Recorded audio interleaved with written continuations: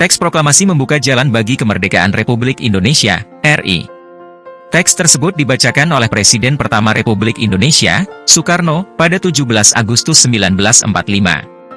Setelah 79 tahun berlalu, proklamasi kemerdekaan Republik Indonesia menjadi bagian penting dari sejarah bangsa.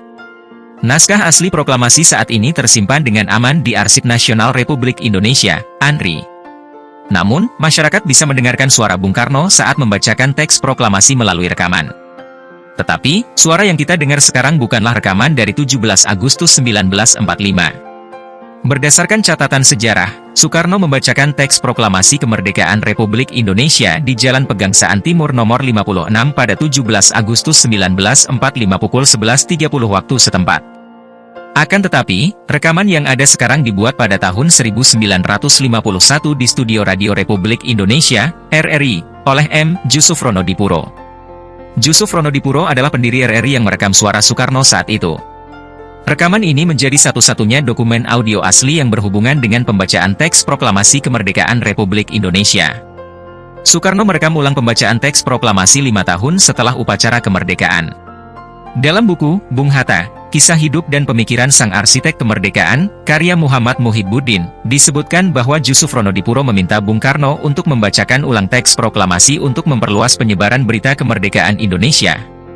Rekaman ini dibuat sebagai bagian dari catatan sejarah Indonesia. Proses rekaman di studio RRI dilakukan dengan peralatan yang lebih canggih dibandingkan saat upacara kemerdekaan, di mana alat perekam sederhana yang digunakan saat itu sempat rusak, sehingga momen bersejarah itu tidak terekam pada tanggal 17 Agustus 1945. Tanpa usaha Jusuf Ronodipuro, masyarakat Indonesia mungkin tidak bisa mendengarkan detik-detik proklamasi kemerdekaan.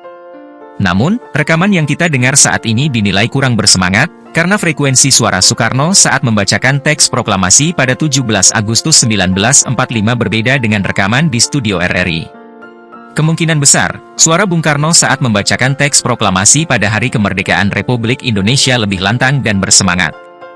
Selain Jusuf Ronodipuro, Herawati Diah juga memainkan peran penting dalam menyebarkan berita kemerdekaan Republik Indonesia. Sebagai jurnalis, Herawati Diah menerjemahkan teks proklamasi dan menyebarkannya kepada pers internasional, memastikan berita kemerdekaan Indonesia sampai ke media asing. Herawati menghembuskan napas terakhir pada 30 September 2016 di usia 99 tahun.